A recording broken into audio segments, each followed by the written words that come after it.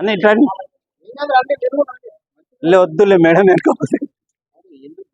నమస్కారం, నా పేరు ఎరకల మహేందర్ గౌడ్.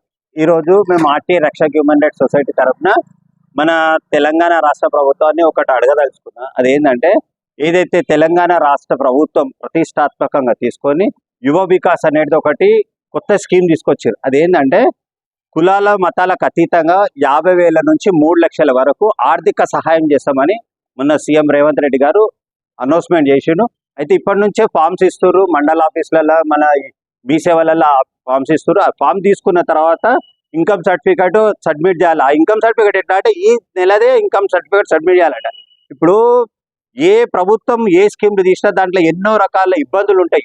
ముఖ్యంగా ఇబ్బందులని కాదు, కానీ మన అసెంబ్లీలో మన సీఎం రేవంత్ రెడ్డి గారు ఏమన్నారంటే, ప్రభుత్వ అధికారులకు ప్రభుత్వంలో ఏదైతే పనిచేస్తున్న సిబ్బందికే మేము శాలరీలు ఇవ్వలేకపోతున్నాం, శాలరీలు వెళ్తలేవు, వాళ్లకు శాలరీలు కావాలంటే ప్రభుత్వ అధికారులే మీరు ఏదైనా ఒకటి ప్లాన్ చెప్పండి, దాని ప్రకారం మేము నడుచుకుంటాము, మీకు శాలరీలు ఇవ్వగలుగుతాం అంటే. ప్రభుత్వ ఆఫీసులలో కార్యాలయాల్లో పనిచేసే వాళ్ళకి శాలరీలు ఇవ్వలేని పరిస్థితి ఉన్న గవర్నమెంట్ యువ వికాసాన్ని కొత్తగా పెట్టి 50,000 రూపాయలు 50,000 నుంచి 3 లక్షల రూపాయలు ఇస్తామంటారు. అంటే ఇది ప్రజలను గొర్రెలను చేయడం అనేది ఒకటి అనేది అర్థమైపోయింది. ఎట్లా అంటే, ఆయన 6 గ్యారంటీలు పెట్టిండు, వల్ల ఏది అమ్మలేదు. మహిళలకు నెలకు 2,500 రూపాయలు అన్నాడు, అదేది అమ్మలేదు. గ్యాస్ అమలు అయితే లేదు. కరెంట్ బిల్ ఒకటి, మళ్ళీ బస్సులది ఒకటే అమలు అవుతుంది. ఇవి ఏవి అమలు చేయకుండా అంటే, ఇప్పుడు నెక్స్ట్ ఎలక్షన్స్ వస్తున్నాయి. ఏది మన జిహెచ్ఎంసీ ఎలక్షన్స్ కానీ, లేకపోతే స్థానిక సంస్థ ఎలక్షన్లు కానీ, దీని గురించి ప్రజలను పక్కదారిన పట్టేయడానికి ఇదొకటి వాళ్ళకు ఛాన్స్ దొరికింది. ప్రజలు మాత్రం ఇప్పటికీ వెర్రి మాగలోకాలే, గొర్రెలే. ఇక చూడండి, రేపేళ్ళ నుంచి మీ సేవలల్లా లేకపోతే మండల ఆఫీసులల్లా గుట్టలుగా ఫైల్స్ జమ అయిపోతుంటాయి. ప్రజలకు ఒకరికొకరు కొట్టుకుంటుంటారు. రాత్రి 8 గంటల వరకు కూడా ఫామ్స్ ఫిల్అప్ చేస్తుంటూనే ఉండాలి. ఆ ఫామ్స్లలో కూడా ఏది కరెక్ట్ ఉండదు. వాళ్ళకి నాకు తెలిసి ఇంతకుముందు ఏదైతే గత ప్రభుత్వము దళిత బంధు అనేది ఏదైతే చేసిందో, వాళ్ళకి సంబంధించిన వ్యక్తులకు వాళ్ళ చుట్టాలకు ఎట్లయితే ఇచ్చారో ఈ ప్రభుత్వం కూడా అదే చేస్తుంది.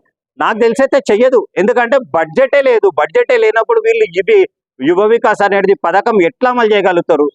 ప్రజలు ఇప్పటికైనా మనం నమ్మాలి. ఎప్పుడైతే మనం ఓటు వేయడానికి వెళ్తామో, వేసినప్పుడు ఎవరైతే మనం ఎన్నుకుంటామో వాళ్ళు చేయగలుగుతారా లేదా అనేది ఒక ఆలోచన రావాలి. మనం ప్రశ్నించాలి. మనం ప్రశ్నించని అన్ని రోజులు మనల్ని ఇట్లా వెర్రి గొర్రెల్లాగానే చూస్తుంటారు. ఇది మాత్రం ప్రభుత్వం గిట్ట దీన్ని సక్సెస్ చేయలేదనుకో, మేము దీని మీద కూడా పోరాడడానికి వెనుకపోము. ఆర్టీఐ తరఫున మేము ప్రజలకు అవగాహన కల్పించడానికి దీనిపైన కొన్ని కార్యక్రమాలు కూడా చేయదలుచుకున్నాం, చేస్తాం కూడా.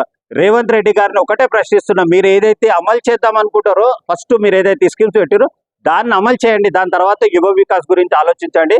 మళ్ళీ యువ వికాస్లో కూడా లోగోల్స్లు ఏమున్నాయంటే, ఈ నెలది వాళ్ళకు మన ఇన్కమ్ సర్టిఫికేట్ కావాలంటారు, ఈ నెలదే మన కులం సర్టిఫికేట్ కావాలంటారు.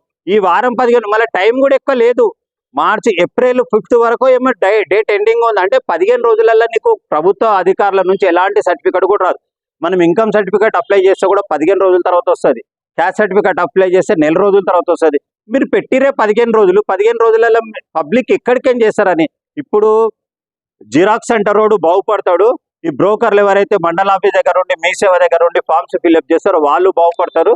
కానీ ప్రజలకు మాత్రం దీంతో ఒరిగేది ఏం లేదు. ఇకనైనా ఏదైనా మీరు ఈ స్కీమ్ పెట్టేటప్పుడు మీ దగ్గర ఉన్న ఎవరైతే ప్రభుత్వ అధికారులు అంటే ఐఏఎస్ ఆఫీసర్లు ఉంటారో వాళ్ళ సూచనలు సలహాలు తీసుకొని మీరు ఈ స్కీమ్ ఆలోచిస్తే అది అమలు అవుతుంది. కానీ మీరు ఏదో ఇంట్లో కూర్చొని రాత్రి పడుకొని నేను ఈ స్కీమ్ పెట్టినా పొద్దుగాల ఇది అమలు కావాలంటే కాదు. రేవంత్ రెడ్డి గారు ఖచ్చితంగా ఆలోచించే మీరు ముందుకేయండి.